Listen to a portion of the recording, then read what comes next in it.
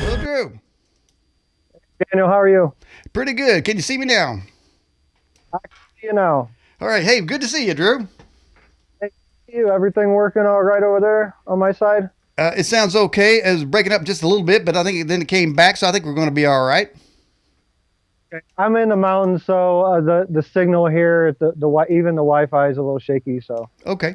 Well, I think we do the best we can. hey, that's all we can do, man. It's so good to have you on there. I was talking to you before the show, and of course you were in the army for about 10 years. And I said I have a son over there in Kuwait. He was over in Afghanistan.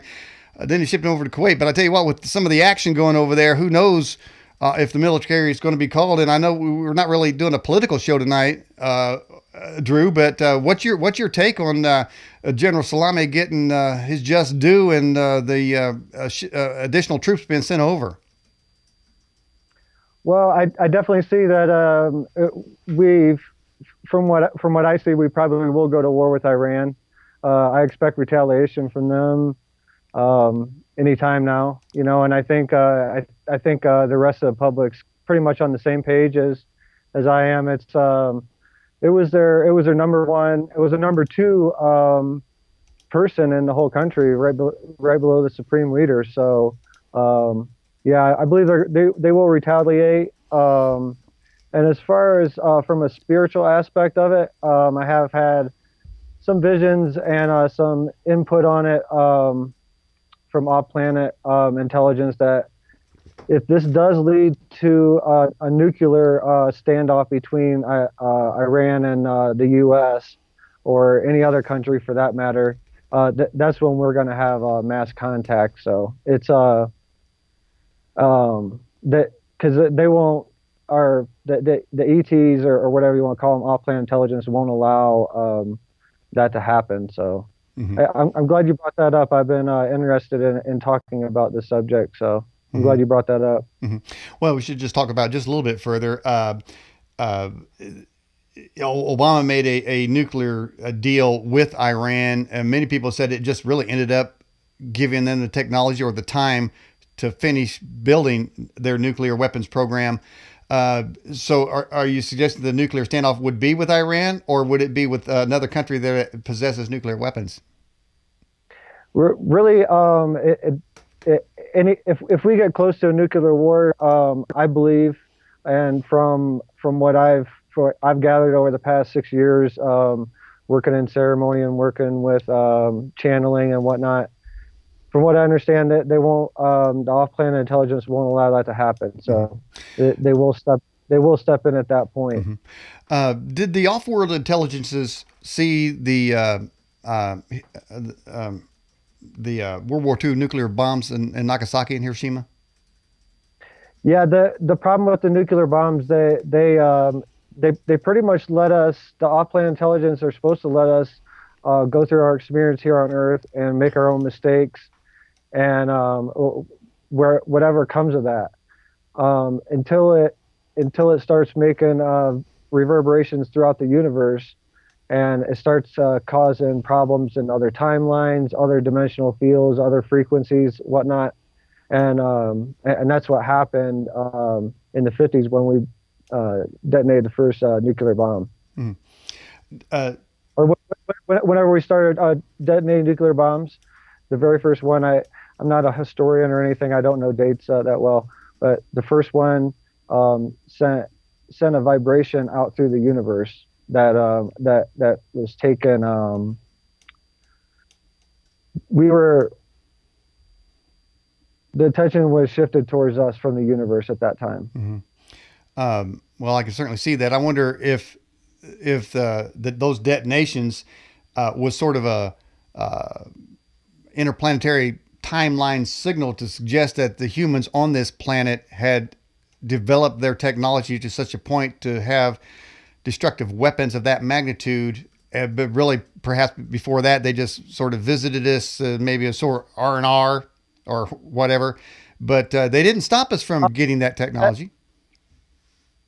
no, that's why they're going to let us go as long as they can before they step in. There's actually there's laws, there's cosmic laws that they go by. we're supposed to. This is a free will existence that we're in right now, and free will goes to making your own mistakes, you Mm-hmm. know, and that they allow us to do those things until it starts affecting the rest of the universe. Mm-hmm. So, and these nuclear bombs are definitely doing that. Is that sort of as in the Star Trek non-interference pact with the Interplanetary Council?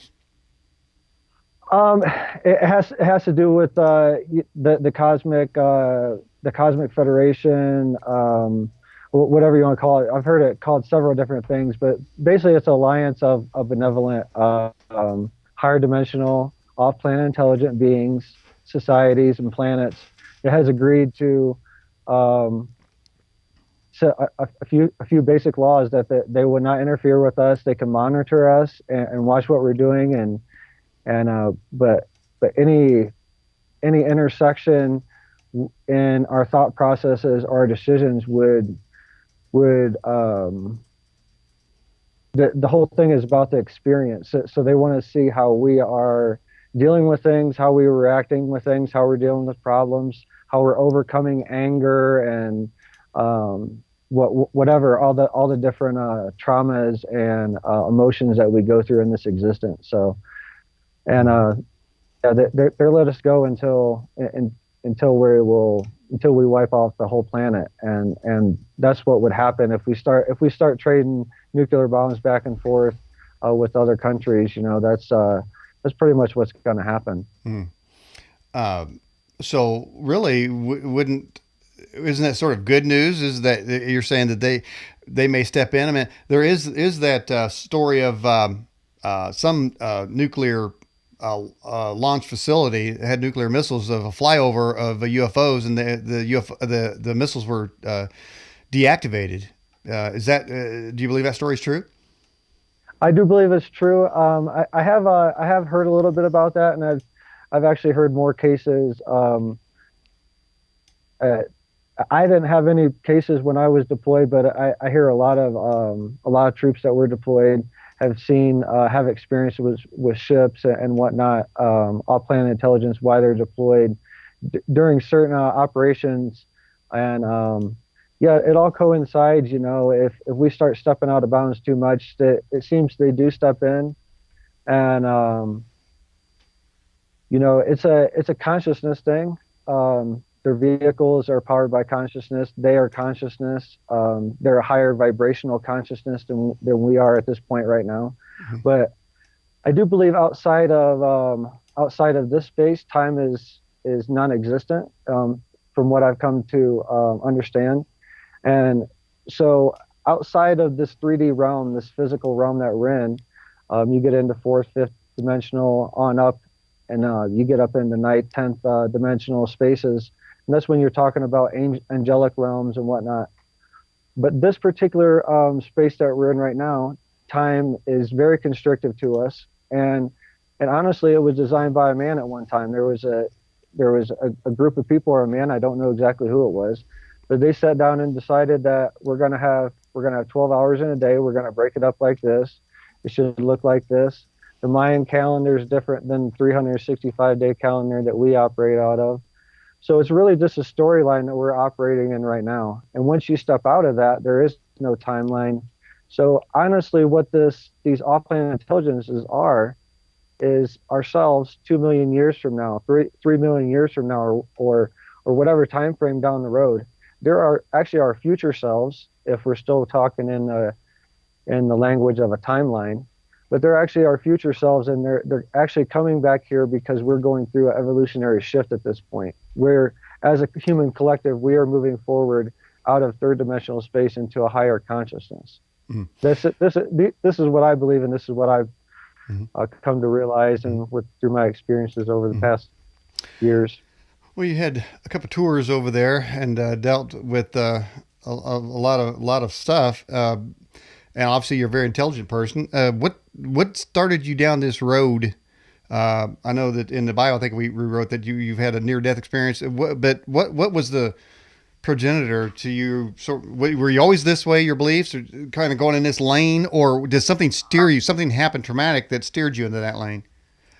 Well, actually, the trauma from Iraq steered me there, and I was, coming back from 2 tours in Iraq. I went through a divorce in Iraq, and um, come back with PTSD, and I dealt with that for a few years. I thought I was dealing with it for a few years. Went to the VA and went through their programs, and nothing really worked. And had a couple suicide attempts, and it was really bad. And started, I don't know, I kind of got I don't know if you'd call it a message in a dream one time to start looking outside the box for indigenous healing. And I started looking into peyote church and looking into peyote and how it worked with veterans. But as I started looking into that, ayahuasca come up. I've never heard about ayahuasca before. It's a South American medicine that's a tea, and it's been used for thousands of years down in Peru in the jungle to connect to spirit, to help people deal with traumas. And there's a wide variety of things it works with. But to make a long story short, I pretty much stumbled onto the spirit world in my own healing process, trying to save my life, which it did. I'm very grateful for everything that it did. And now I've become grateful for the trauma as well from Iraq, because it steered. Without that, I wouldn't have found the medicine. So yeah, my first ceremony was really rough. I threw up a lot. There was no vision. There was no healing that I could tell. I kind of wanted to give up on it. Me and my wife had another ceremony the next day. They were in succession on a Friday and Saturday night, and she talked me into staying and going through one more ceremony. And that ceremony, about 20 minutes into it, I had a full breakthrough into the spirit world. I saw what I interpreted at that time as past lives. Now I understand they're not past lives. They're actually other dimensional spaces that I'm seeing, in other spaces that are actually going on at right now. But yeah, that first ceremony really opened me up to a lot of things. I got to see stuff people talk about a lot. I got to see walk down a tunnel with a white light. I pretty much had a near-death experience, but in a ceremonial fashion. And then I had other experiences down the road where I had other near-death experiences, but that went deeper and peel more layers back to the onion that I was starting to get into. Mm-hmm. Do you ever fear that you won't come back from one of those trips? No, I've never, because it's not a trip for me. It's a sacred ceremony, and it's all done in very close relation with the spirit that plant medicine is. I work with other plant medicines now as well. I'm a lifetime member of the Native American Church, the Peyote Church. Mm-hmm. And these medicines, when they're used in the fashion that I used them in and how I was introduced to them, they're very therapeutic and very spiritual. Do people that take ayahuasca, do they all have the similar type of illumination or visions experiences? They can vary, especially the messages that come through with ayahuasca. They work off of your consciousness. Set up in a church that studied the Bible, and the messages would come through in a fashion that you would recognize them. They would come through as Jesus would be there giving you a message, or Mary Magdalene or something like that. Now, if you were brought up in a Buddhist tradition and you went into one of these ceremonies, the same message might come through, but the characters and the situation may be Buddha or Kali or the Buddhist deities, and so on and so forth. So the religion and the spiritual practices, when you get to when you get to the places I've been with ayahuasca, that they fade away, and there's just an energetic field. So, and now I'm a medicine man with ayahuasca, with San Pedro, and I work with those in ceremony. And when I go into ceremony, I don't see any physical form. I see pure light body, and that allows me to see where the affliction is on the light body. It's a lot easier to see it when I'm able to look at it from that point. There's no illusion of the physical body, so I can see basically the 7 chakra points, the 7 energy points, and I can see what area is affected at that point. Mm-hmm. So. All right. Well, let's get to a couple questions for you, Drew. This is coming out of the live chat on our website. But Yahweh first says, do we have a Stargate SG2 type light year travel starships? That I can't say. I don't know what as far as our government, or there's these starships that are operating in the universe. I'm not sure. To answer your question, for our military, there is no crafts that I know of that the U.S. military has. And part of my job in the military was to know crafts very closely, because I was a forward observer and work with a lot of crafts that we use, a lot of drones. But as far as in the universe, as far as interplanetary travel, it's consciousness, so the ships that show up, they're gonna have specific meanings. A lot of ships that are being seen right now are triangular shape, or some of them are cube shapes. I've witnessed and have footage of a cube at Mount Shasta in September. But really, they're going to show up the ships are going to show up to the point of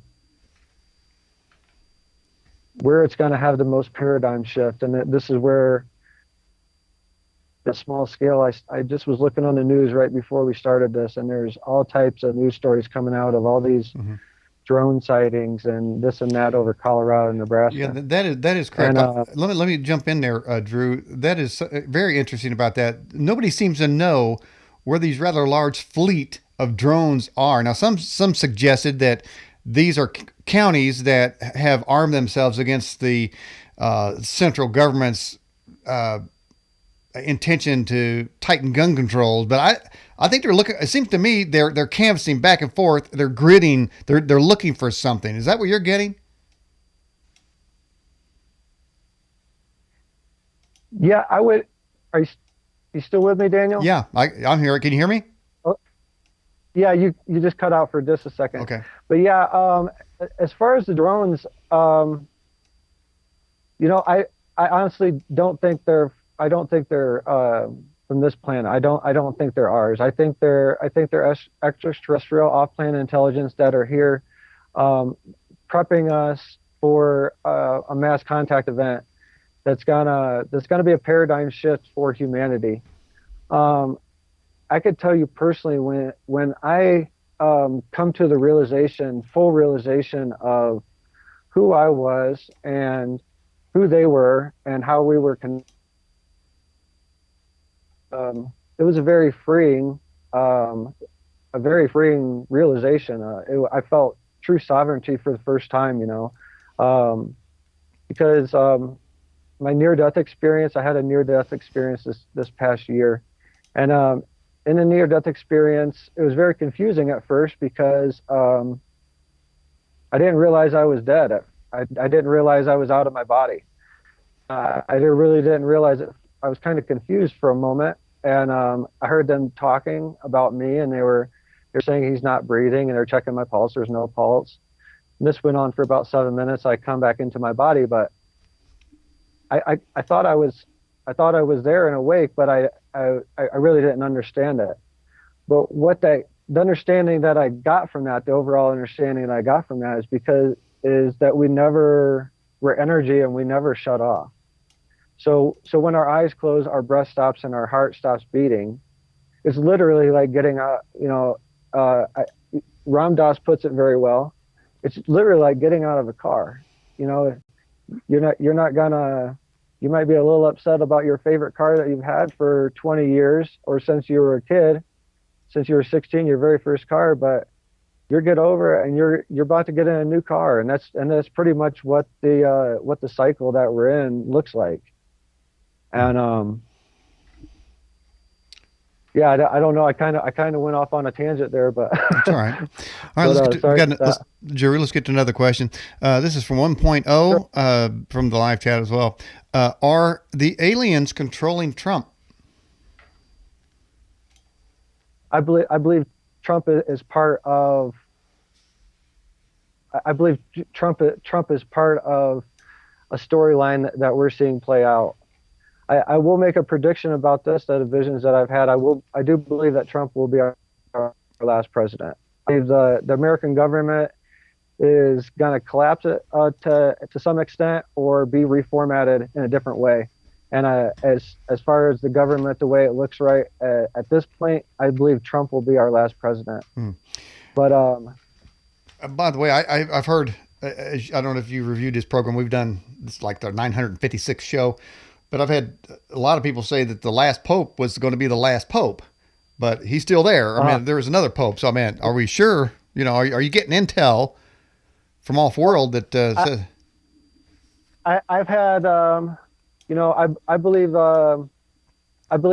there's good things about. I don't really like talking about politics too much, but there's good things about Trump, and there's definitely some negative things about Trump, and I believe he's bringing out a realization in the public of, you know, I believe it's no coincidence that he was a reality star, and now he's a president. I believe there's a deeper connection there of those two facts, of more of an irony of where we're at as a country. And I'm not saying I hate the U.S. or anything. I'm just saying that I believe we need to start thinking on a global level, and stop looking on a country level of this country's against this country, and I'm a proud American.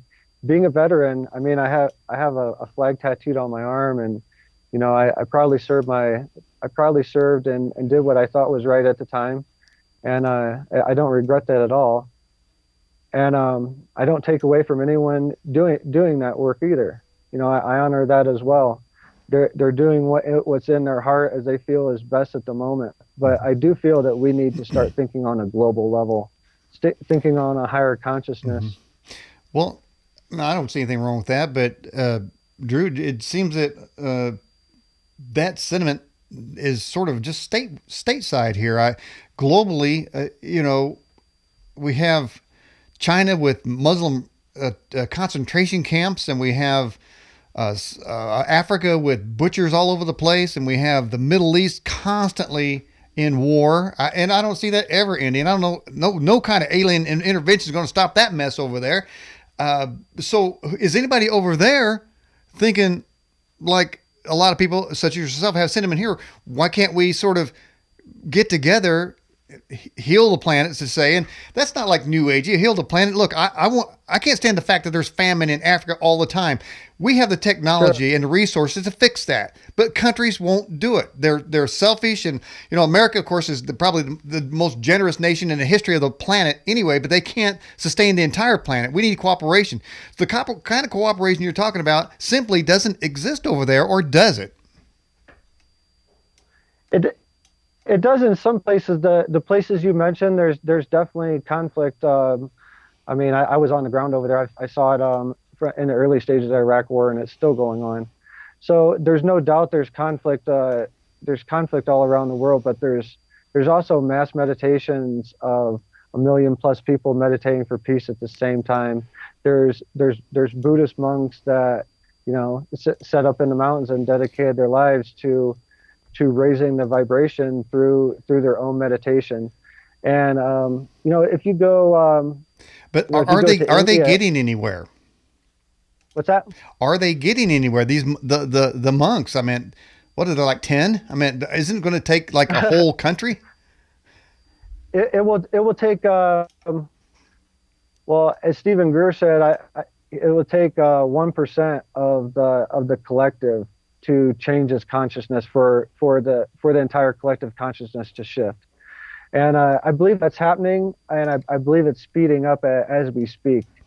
This and the people listening, I'm sure they can attest to this. When you see a ship in the sky, or you have a interaction with a being on the ground while you're awake, or any type of interaction like that, these problems in the world, they start to fade away, and they get a lot smaller, because you start to understand of, we're not just on this rock and all trying to figure it out, and we're not alone in this. And there's a paradigm shift that happens in your mind, and that's happening. Well, that's here, but what about there? It's happening all over. It's happening all over. There's news stories all over the world that's coming out about people that are seeing ships in China. There's footage coming out of China pretty much once a week or once every couple of weeks, and it's speeding up. If you see there's a lot in the U.S. right now, and I see a lot around on sacred sites in Mexico, South America. They're getting a lot of sightings around ashrams. Mm-hmm. They're getting a lot of sightings, and there's no accident. They're showing up around these high vibrational areas, mm-hmm. and also high vibrational areas that are on the earth that are putting out this vibration. All right, let's get to another question for you, Drew.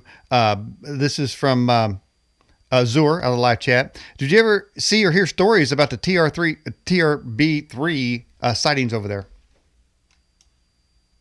in Iraq? I'm not sure. I'm assuming he's talking about Iraq. No, I have not.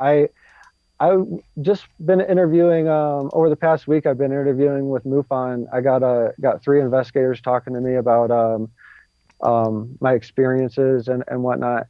And that's one of the questions they asked me, if I had ever experiences in Iraq or seen anything in Iraq. And I can't say I have. I don't know anything about any experiences in Iraq personally that I've seen, or anyone that was around me. And I really haven't looked into that at all, really. Well, have you ever heard of the story of the Kandahar giant? No, I have heard something about that. I haven't looked into it too much. Not a problem. Hey, we don't expect you to know everything in the world, man. There's a lot of stuff out there. All right, Raul Sanchez. Question, Drew, are you an alien abductee? I am an experiencer. I wouldn't say abducted, because all my experiences have been positive. Mm-hmm. But I've been on ships, and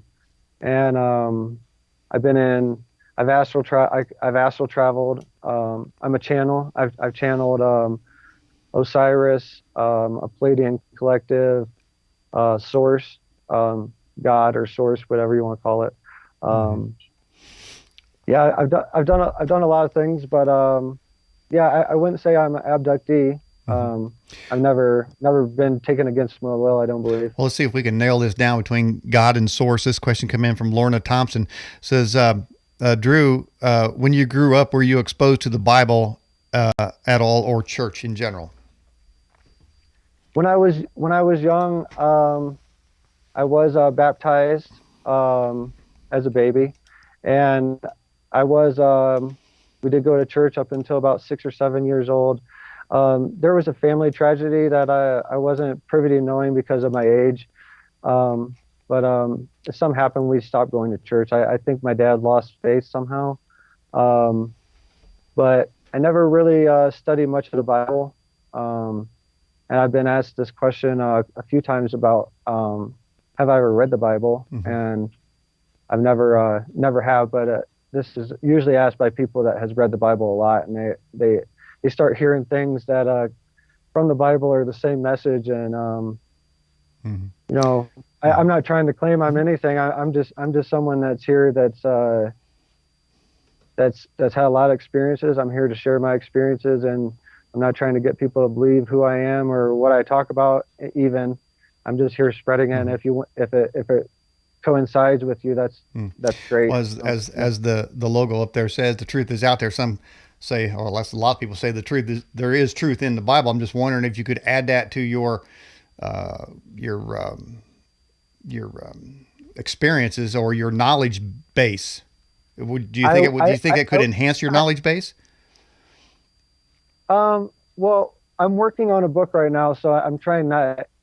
And people suggest books to me all the time, doing interviews, podcasts, or whatever.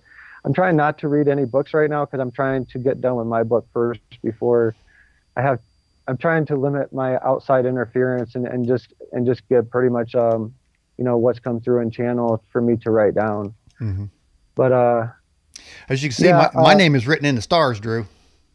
Yeah. All right, let's get into the question for you. Slocum Smith says, Drew, what aliens live on the moon? I'm not sure the race. I'm sure there's. I haven't really looked into the moon too much in my thoughts or meditations, but I believe there's probably multiple species and different levels of vibration that operate there. Being so close to the Earth, they probably I would imagine they probably use that as a jump off point to come here and visit, and then that's maybe like a B&B form or something there. I'm assuming there's probably a lot of races that move in and out of that planet. Mm-hmm. You say we were aboard the alien ships. What's it like on board an alien ship? Bright. I tell you a story. I was on a Joshua Tree, California one night, and I was there performing some healing ceremonies for some people, and we're getting ready to go, and it was too late to leave to come back here, so we stayed the night in the hotel. And we're in this hotel and sleeping in the middle of the night, and I woke up, my ears are ringing, and that's a real good sign that you're having contact or there's something going on if your ears are ringing really loud or changing tones, by the way. But woke up in the middle of the night, sat up and looked over at the patio door. There was a blue light outside the patio door, and it just kind of in my mind said that I'm not ready to be awake for this to happen right now. Let me go back to sleep, and then we can interact. Mm-hmm. It's kind of basically tell them that I was kind of spent at that moment. I didn't want to put the energy into being having this happen when I was awake. So I laid back down, and the next morning I remembered a dream I had or a memory from that night. I was on the ship, and there was 3 different species of beings around me, and they were talking to me like telepathically, but they were teasing me because I had sandals on. I got a pair of sandals. I have, my wife keeps getting on me to get a new pair, and I keep keeping them year after year after year. It's kind of that like your favorite that you never got rid of. But I was wearing those I guess I was wearing those sandals on the ship because I remember the beings on the ship teasing me about it. It was so. Oh, they got a sense of humor. It's very well. They're us, but without the anger. They're us without the anxiety. They're us without the feeling of superiority or all the emotions that make us human. Mm-hmm. And going through this experience, they don't have that. It's just really a high vibration of love and consciousness. They just want us, and we all have this. Each and every one of us that's walking on 2 legs on this planet are aliens, are ETs. So if you really want to have contact, if you really want to get answers that you're looking for, I wouldn't worry too much about ships, or I would look inside, go to meditate and ask those questions in meditation, whether it be with plant medicine or just meditation or yoga or however you connect to raise your vibration. The first contact that happens with it internally. So where's your vibration at? Have you maxed out, or are you still increasing your vibration, or what's going on? Well, I'm still in the physical form, so I haven't maxed out. I haven't lost my physical form yet. But no, I don't know, I'm probably fourth or fifth dimensional space vibration. I have an understanding of manifestation, and I've witnessed manifestation happen almost immediately in front of me, happen right before Mhm. my eyes. So that by definition of the dimensional fields, that would put me somewhere around fifth dimensional space. But all of us are operating on different vibrational Mhm. fields. Some All of us right. are in third dimensional fields, some are in fourth, fifth, and some of us are sixth. These Buddhist teachers, Ram Dass's teacher Maharaji, you know, he was in total service to Source. Mhm. He didn't have any other job, and he was. A lot of people say that you know, there's stories of him walking out of buildings that the doors are locked and everything, and he can manifest and just dissolve and Mhm. walk Now, through a wall. And what if that source is God? Would that make a difference to you? well, source source would be called God. Source could also be called Buddha.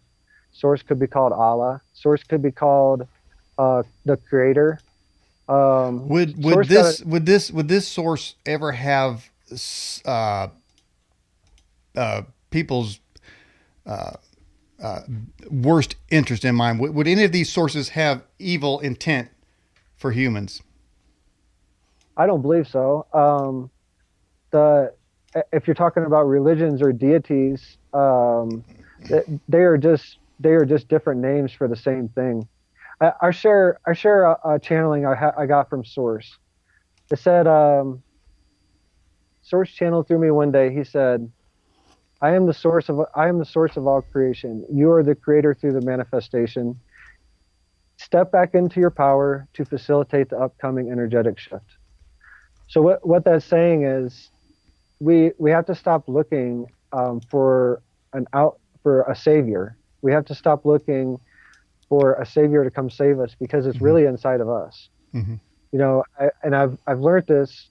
You know, I've lost count on ceremonies. I've been doing this for about 6 years now, Mm-hmm. and I just lost count on ceremonies. And because it doesn't it doesn't matter how many times I've been in ceremony, because when you step into a sacred space, whether it be with a plant medicine, I've been in ceremonies where we did no plant medicine at Mm-hmm. all, and seen things that Well, you I know was talking are about it. in. Would any because I think you were mentioning earlier in the first hour there about how ayahuasca seems to coordinate with a person's personal belief. You said whether it's Allah, Buddha, Muhammad, Jesus, I suppose.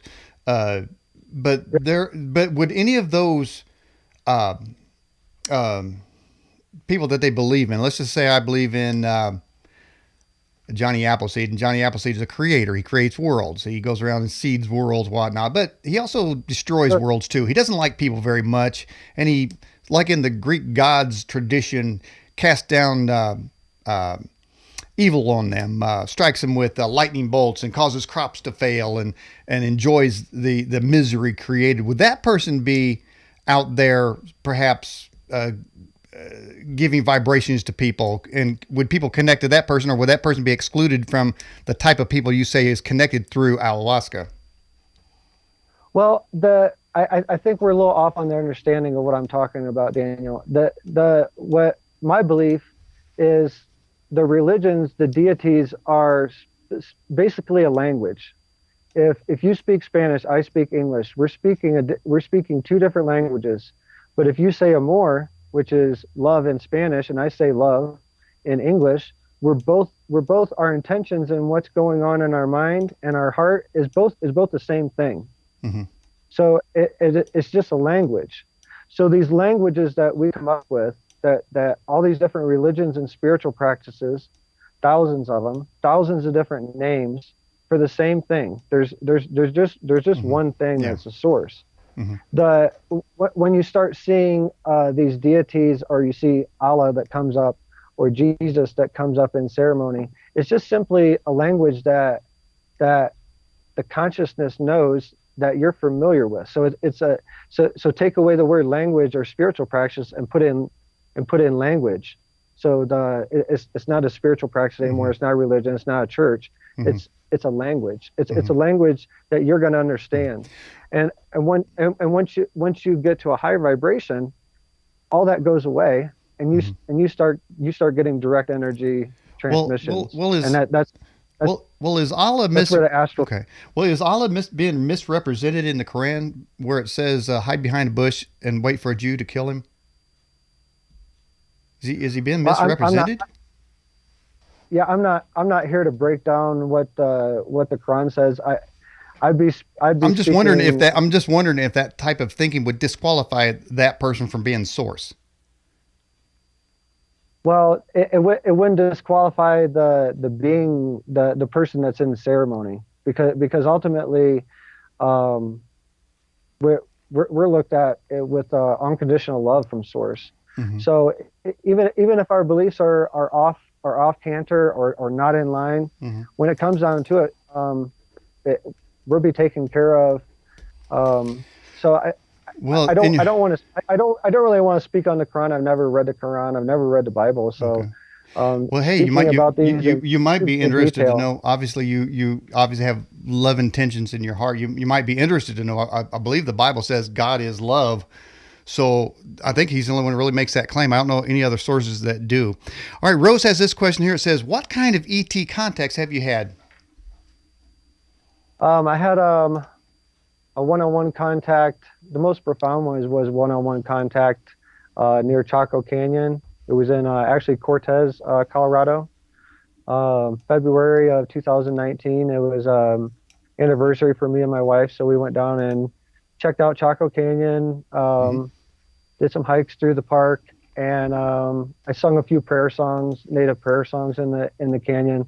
That night, we went back to Cortez, a couple hours away from Chaco Canyon. We had dinner and eventually went to bed. I woke up in the middle of the night and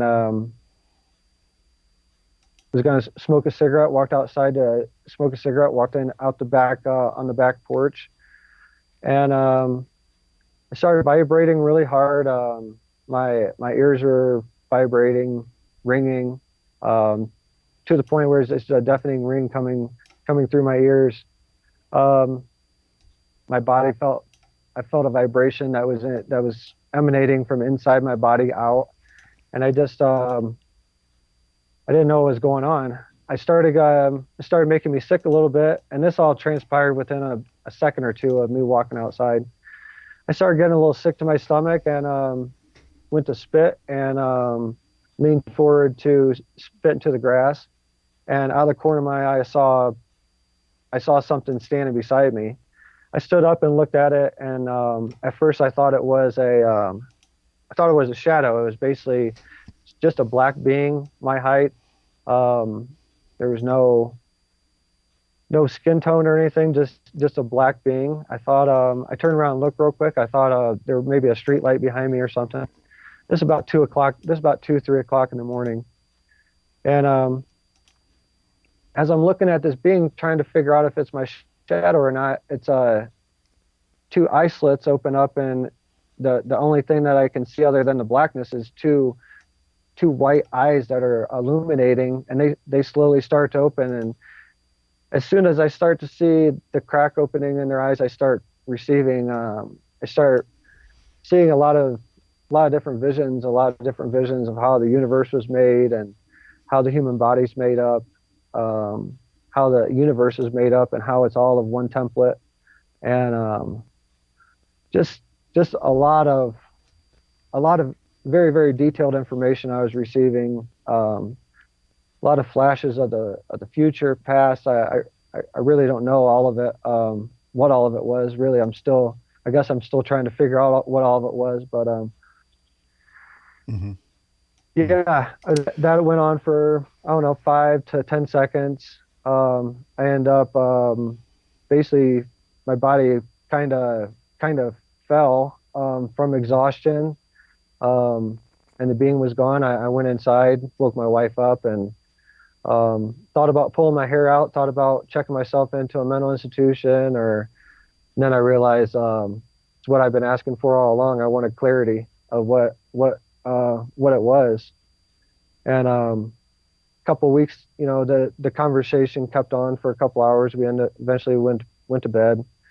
The conversation went on for the next couple of days, and eventually faded away a little bit, and about 3 or 4 weeks later, I had a dream, and in the dream, I had the same experience, but from the other viewpoint. I was the being in the backyard, looking at myself come out, light the cigarette, spit into the backyard, look at me.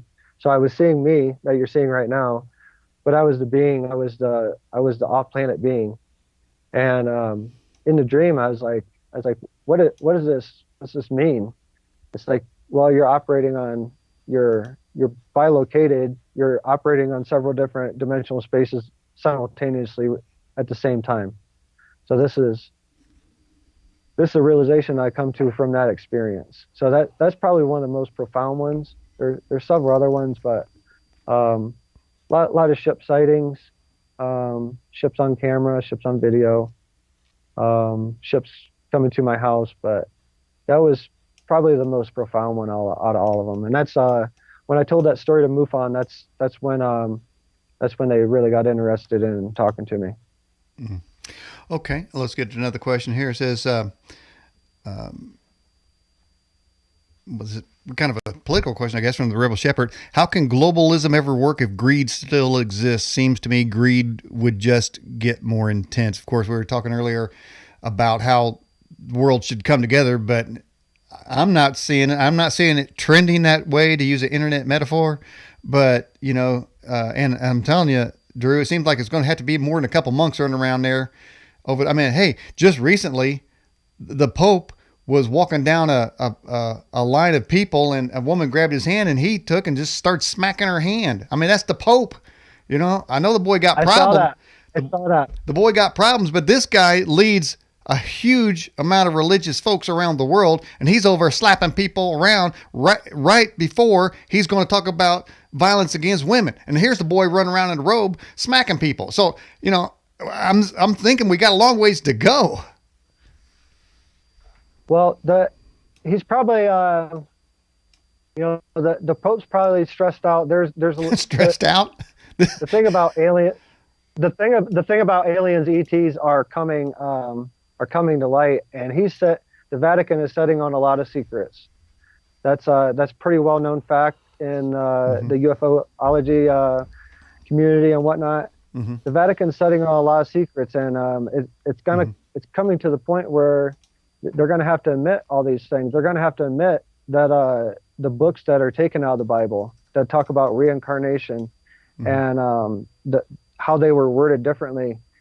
Jesus said that the kingdom of God is inside of us, and he's talking about the consciousness that the Buddhist monks find in meditation when you close your eyes and practice breathing, and it may take a year, mm-hmm. but all of a sudden when it starts to open up and you see a vision of the future, and then a week down the road that dream comes true in your life, mm-hmm. Those are connections that nobody can explain, but when you have those experiences, mm-hmm. Personally, those are I'll tell you what, man, if the Pope smacked my hand, I would have bitch slapped him. Just saying. Hey, by the way, how did you know that scripture if you didn't read the Bible, though? I haven't read the Bible, but there's a few things that I have heard from it, and that in particular is speaking where I'm speaking from. I'm speaking about energy and reincarnation and basically higher consciousness. Mm-hmm. And that I have looked into Jesus a little bit. I've read. Is he okay? Is he an he an okay guy? Yeah, he's actually a real person. He was taught by the Scenes. He was actually taught as a young boy by a group of masters called the Scenes, and he was taught about energy and taught about healing with your hands. What Reiki does, that works with the energetic fields, the meridian points that are in the palm of your hands. But Reiki and the stuff that Jesus was doing is along the same lines, and there's a lot of things that he was doing that is coming to light now. They're just called different things, going by different titles. Okay. But this is where we're at, as a, as a collective. But as far as what's it gonna take to change the world, it's gonna take a bunch of ships all around the world at the same time, and that's what I see happening. Okay, a bunch of ships. So, were you suggesting that they would shoot some kind of thought ray gun into people's heads and get rid of their anger and their hate, like with a ray gun or some kind of? I believe all they have to do is show up. You know, like I mentioned earlier, these experiences when you Wait a see a minute, shipper. man. Wait, I mean, I'm a cowboy. Okay, if they show up around here, they're gonna get shot. So and people are going to take shots at him, Drew. I mean, are they going to have to mess with your mind first, or do you think people say they'll just give up? Say, no use even pointing a gun up there. That is not going to happen. Well, there's definitely a calmness that comes over you when they're there. You know, they already know ahead of time what your thoughts are. They already know what your intention is.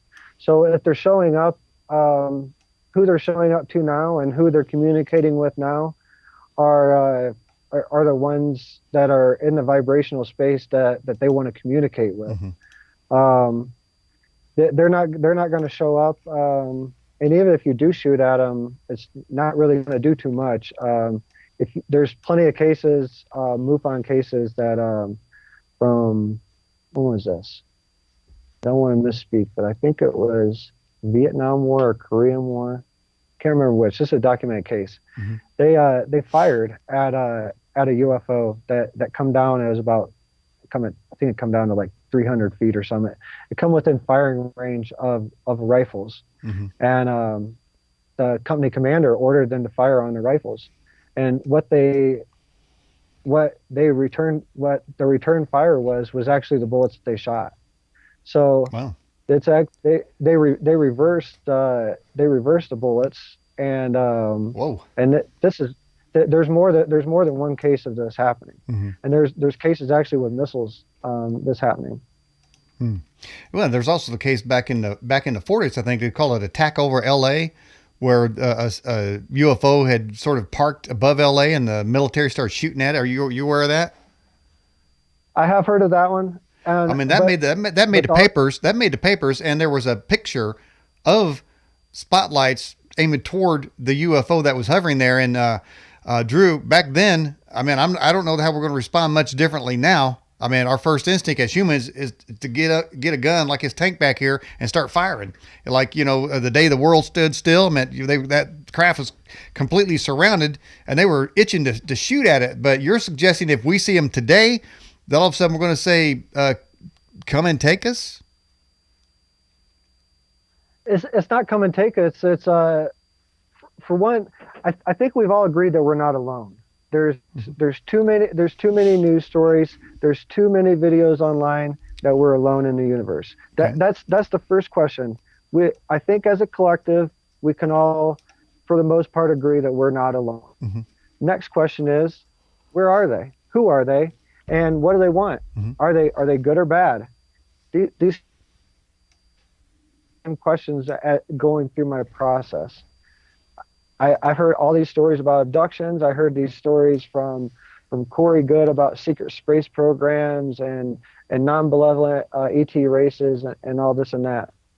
When I went in my own personal experience, when I go into meditation, every experience that I've come in contact with, and what I'm told by these beings is that there is no non-benevolent being out there on our planet. On our planet, we're going through emotions, we're going through anger, we're going through this to learn lessons, to become higher evolved. It's all experience. And these ships that come down, I will say this: there is government. The government knows about ETs. They've known about them for a very long time. They've had ships for a very long, since the 50s, since Roswell. Everyone knows about Roswell. That's a very real thing. They've had that, and they've reverse engineered some of the technology and made ships to make false flags. There's the government is has a lot of secrets, and they're trying to keep control. If Hey, there's go ahead. so how often do you meditate? Daily.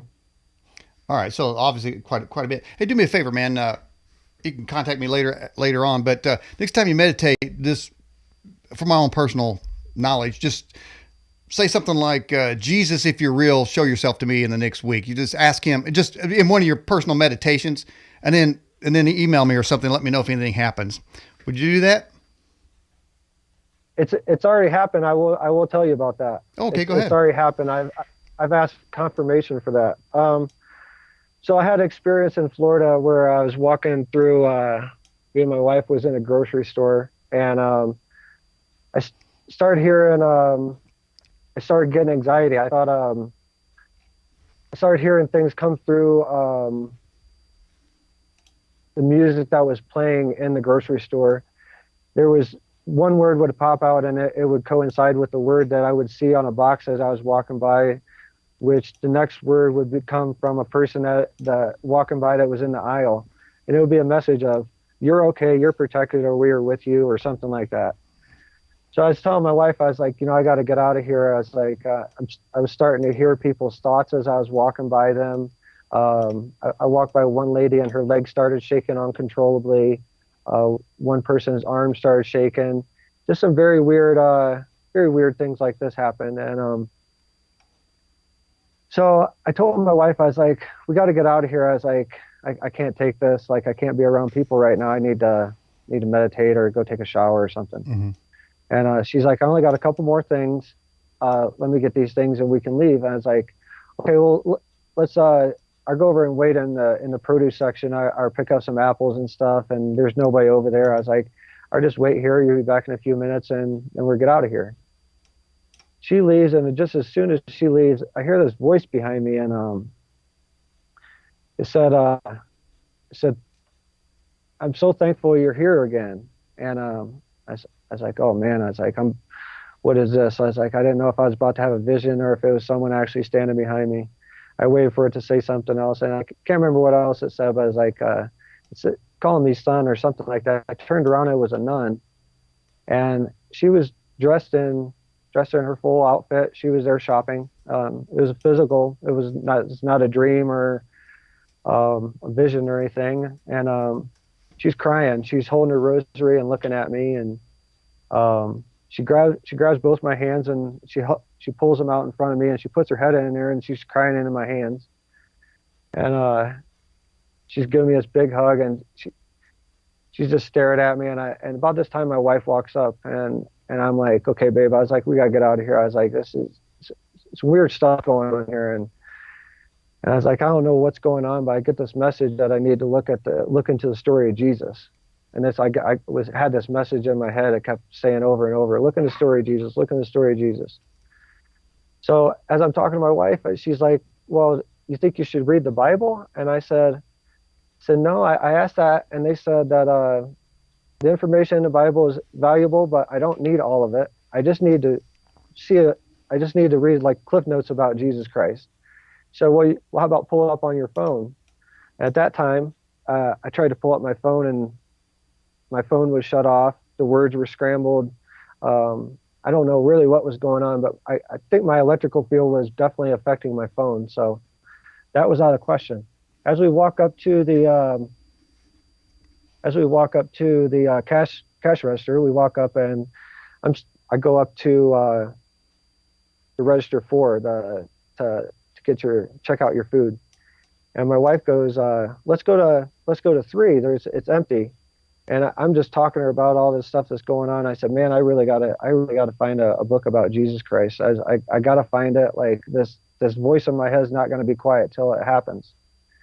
She said, let's go into aisle number 3. I said, let's be here in 4. There's only like one person in line. And I was talking so much, she's trying to do whatever I was saying at the time. But so we get up in aisle number 4, and I'm sitting there, and this voice in my head, story of Jesus Christ, story of Jesus Christ. I look to as I'm sitting there, I say it again to my wife, I got to find this book. And I look to my right, and there's a National Geographic. It says The Story of Jesus Christ, Special Edition. And there's 108 pages, and the whole book was dedicated just to Jesus Christ. And so obviously I bought that, read it, and got a lot of messages and synchronicities about things that were going on with me. But at the end of it, the book was 108 pages. This book and that I got, I still have it, and it was 108 pages. And as soon as I saw the 108, I knew that was going to be a connection to something. It was going to leapfrog into something else. About a week or two went by.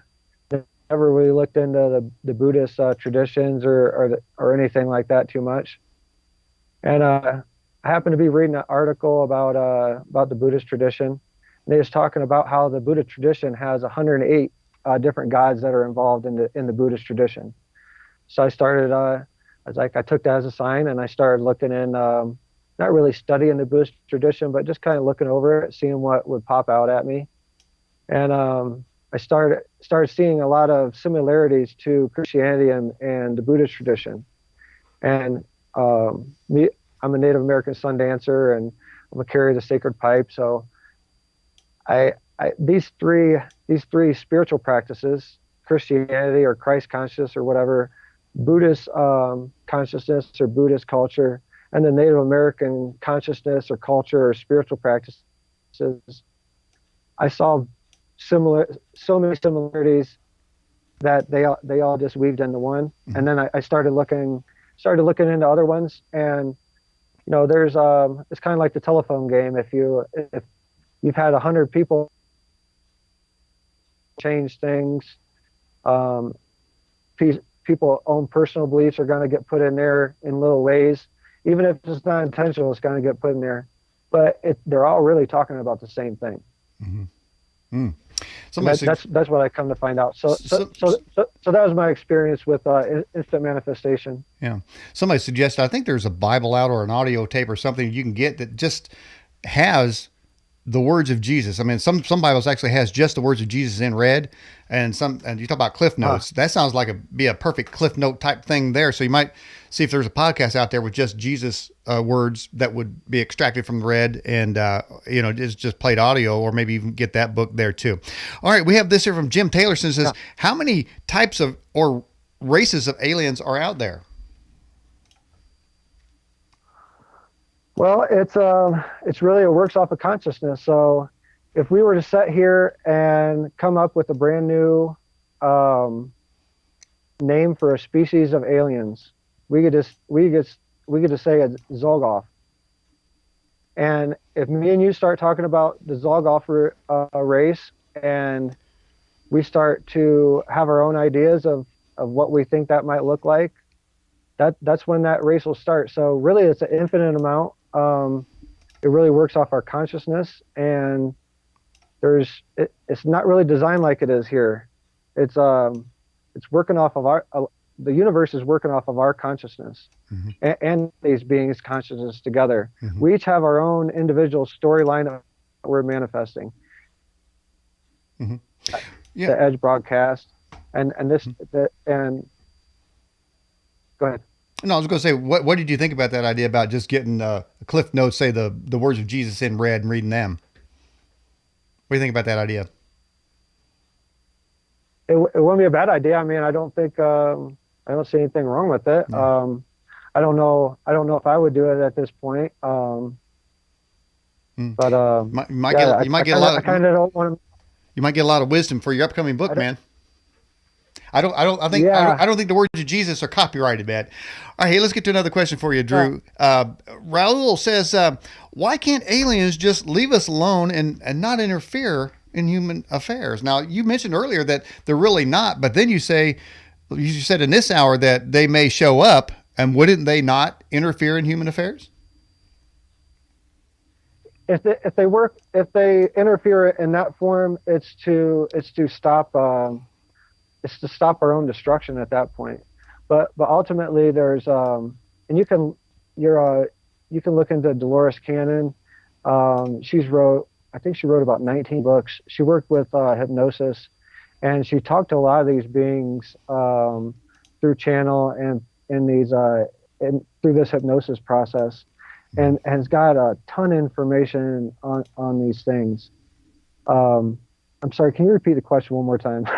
Well, the question was, you mentioned in the first hour that there's sort of a non-interference pact among alien species, but now here in the second hour you said Yeah, that they may show up around the world and then they will bring peace. So that sounds yeah, like interference. I believe they will. There's cosmic laws that they have to go by. There's in our experience, as I said before, we have free will, and we're really not supposed to step out of, and they're not supposed to interfere with that. We're supposed to be going through this experience and going through our own mistakes, going through our own healing, going through our own good times and bad times, and it's all really part of the experience. They're not really supposed to interfere with us to take away that free will aspect. But if it's to a point where where it would cause harm to the universe, or it would extinct everything on this planet, at that point, I believe they will step in. And I'm no authority on any of this. You know, I might just be a crazy veteran that's sitting in his house in Crestone. So, you know, time will tell how it all will play out. But this is my beliefs, and this is my beliefs of what's going to happen. All right, let's get to another question for you. We got this here. Can you tell us what the aliens that you've seen look like? The one I see it in person was a shadow, what they call shadow beings. I have saw tall grays in dream space.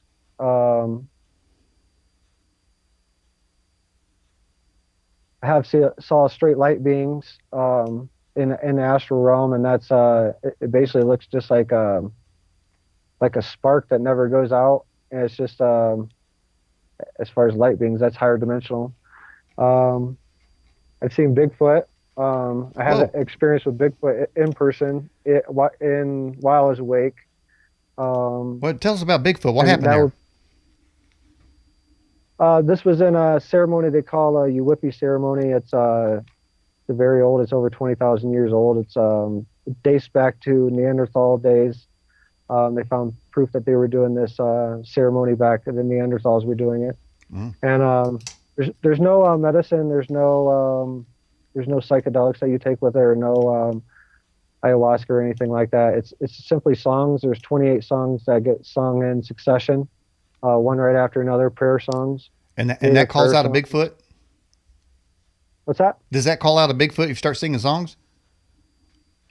There is a space that opens up, and usually the ceremony is meant for healing. So there's a few documented cases with a very famous Uwhippie man named Black Elk. He was a Lakota Indian, and he did ceremonies. Healed a kid that was paralyzed from 6 months old. This kid was 5 years old. Hadn't walked since he was 6 months. Didn't have any function of anything past his neck. And this gentleman, Black Elk, he did a ceremony at a hospital actually in Denver, here in Colorado. I think that was back in the 70s. And this is one of the few documented cases of a Uwhippie ceremony. So basically, the Uwhippie ceremony, it opens up a portal of a sense. It opens up a space where higher dimensional beings can come through. And in this particular ceremony that I was in, it was my third ceremony of this fashion that I was in, and I was one of the singers for the songs. And started having experiences in the ceremony, things happening, and come to a realization that the beings in the room could hear my thoughts telepathically. They were responding to my thoughts. And finally, towards the end, I asked one of the questions I asked internally was, I really don't believe what's going on right now. You're going to have to prove it to me. And at that time, I started smelling, a wet dog smell, very, very like a dog that's never took a bath. I started hearing this breathing, and the breathing was walking closer to me. I started hearing footsteps, and the room was dark. There was rattles that were flying around the room. It's kind of hard to believe, but There's rattles flying around the room, and there was sparks coming out of the rattles. And this rattle was flying across the room at me. I thought it was Wow. flying, but as it got closer, I realized something was carrying it. And Mm-hmm. as it got right in front of me, the rattle flew and come at me and hit beside the wall to me. But whatever threw it, when it sparked, it lit up the whole being, and there was a Bigfoot standing right in front of me. Mm. And So you're saying yeah, you and I, don't have to take ayahuasca to see a Bigfoot. All you got to do is start singing some songs. Drew, would you like to sing one of them songs? See if you can call a Bigfoot into the studio here. I don't think that'd be a good idea. Maybe we'll do it in person one day. Maybe come out here and visit, and I'll show you in person one Well, day. that sounds cool. Me and the wife getting ready for take our trailer across the country, in the near future here. So hey, we might come out and visit you there. But I mean, interdimensionally though, couldn't you call him in? Because obviously time and space really doesn't matter, does it? When you get to when the higher your vibration goes, the less and less Huh? it matters. No, I'll sing So with you, man. You start singing, I'll sing with you. I'm good, Daniel. I Oh, appreciate it, but I think I'll pass on that. okay. Well, hang on. I'm gonna come. Oh, Mr. Bigfoot, come on down. The Edge is the best show in town. How's that sound? That should Look behind, bring. look behind you. Look behind you. Whoa! Wow. I did. Wait a minute. I called the wrong Bigfoot, man. I ain't the Bigfoot I was looking for. You gotta Yeah, watch who you're calling, man. Wow. yeah, But no, you said earlier sometimes you hear ringing in your ears. The only time I hear ringing in my ears sure. when somebody's talking about me. Yeah. Well, do they talk about you a lot? Does your ears ring a lot, or? Well, I guess so, man. I mean, that's usually what happens. You have a lot of fun when your ears start ringing, man. See all kinds of stuff. But I got to watch what I'm Yeah. singing, man. Might call one of these creatures in here. All right, got another question for you. It says, this is from Azure. It says, we've kind of talked about the religious aspect of things, but we'll go ahead and finish up with this question. Do you believe that Jesus Christ is that son of source or God? I believe he was one of many. Yeah, I believe he had a specific mission why he was here to show the world of what was possible. With his healing of his hands. Mm-hmm. His I know he fasted for 40 days, 40 nights, and there's people now that are alive that they're called breatharians. They meditate for 6 hours a day in the sun, and they've proven that they don't have to eat anymore. A lot of these people, there's people haven't ate in over 20 years, and they get their energy straight from the sun, which is the physical representation of source in this manifestation. So so if you're eating an apple or anything, you're really just eating energy from the sun that's been transmuted through several different middlemen, Yeah. in a way. So yeah, I believe that Jesus was a real person. I believe that he carried a very specific message, and there's a lot of things that he was doing, I believe, because I've witnessed a lot of things more that they say he's done. So I've seen it in person. Mm. All right. Let's get to this question here. This is a question. It says, do you believe in demon possession?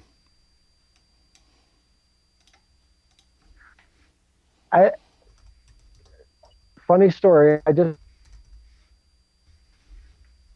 messaged me about to talk to me about 2 hours ago, and they work with ceremonies, and they was talking to me, asked me the same question. I believe that a demon possession is no more than a.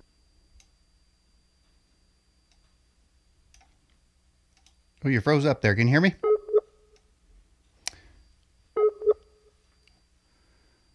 I think Skype is having an issue here. It looks like Skype kind of A locked. wealth of information. Still there? Yeah, it looks like Skype is cut out a couple times. But go ahead. Okay. No, Dolores Cann, I want to give another shout out to her. She's passed away, but if you look up her name, Google her name, and start listening to some of her stuff, she has a wealth of information on.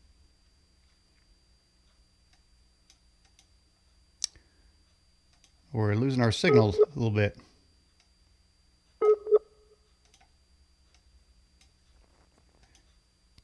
Can you hear me now? Hello, Drew. This is like our Skype here is kind of stopping up a little bit here. Ceremony and dealing with traumas that I've dealt with in other lifetimes or other dimensional spaces. So Mm-hmm. I believe that a demon is just a heightened version of something that's happened in your life that you haven't dealt with, and it's gotten to a point of manifested as a demon in your own mind. So I don't Mm-hmm. believe there's any reality to it. I don't believe there's a hell or something like that. But Mm-hmm. Mm-hmm. Okay. All right. And here's the question: how do you communicate with aliens? through meditation, through through intention, through the walk that I walk, not keep, not having any secrets, even to myself. You know, yeah, just living a good life and keep the intention that my interactions with off-planet intelligence will be for the betterment of humanity. You know, these interactions. Um, I haven't talked about them for a long time. I haven't shared a lot of them. I started sharing with Mufa and everything. I really got the message that it was time for me to start sharing them. So um, yeah, I believe we all have the capability to do it, and it's all about your own personal work and your own personal growth, setting the intention for what you want to make, why you want to make contact. If you want to make contact to make a bunch of money, you're not gonna see anything. You're gonna have to make up a bunch of stories. But if you're making contact for your own curiosity, for the betterment of mankind, for the better of the collective, that's when things will start happening. Hmm. And you won't have to make up anything. You'll see things that'll blow your mind. Now, is that where you feel like you are? I believe I'm constantly working that on that every day, you Mm-hmm. know, to be a better person. Um, and that's where I'm at. My mission here is basically being what I'm doing right now, sitting in front of you, sharing what I've come to understand. And you know, I've asked tons of questions when I was first shown this mission of me being basically a translator or a voice um, in the human collective for the off-planet intelligence. I was shown that this was my mission, and I had a ton of questions at first. I said, "How am I? The stuff you're showing me and the stuff you're telling me to share, I don't understand it. I don't believe it. So how am I going to get someone else to believe it?" And this is when this all first started. Mm. And I was like, how am I going to get people to believe this? That people are going to think I'm crazy. And you're like, look, don't worry what people think about what you're saying. You you talk what's on your heart, and we will speak through you. We will help guide the words, the vibration, the message, and for the betterment of the collective. And whoever's supposed to hear it, it will resonate with that being. And those people are not supposed to hear it at that time. There's no judgment of hierarchy up and down. They're just not meant to hear that message at this particular time. Mm. And so they just told me to share. So that's what I'm doing now. I'm sharing. Okay. All right. This is from our moderator. This is a question. It says, have you ever been frightened by an entity while doing a vision quest or meditation? Yes. Yeah. The first few times, the very first time that I can remember, I had a really good memory and dream space a of a being. I had a memory. I was in or I had a dream. I was in a silo or in this circular round structure. It was very tall, probably a silo somewhere. But I was walking in it, and there was a bunch of different beings there, several different species, several different races of humans were there. It was kind of like a party that was going on, and there was a spiral staircase that walked all the way up.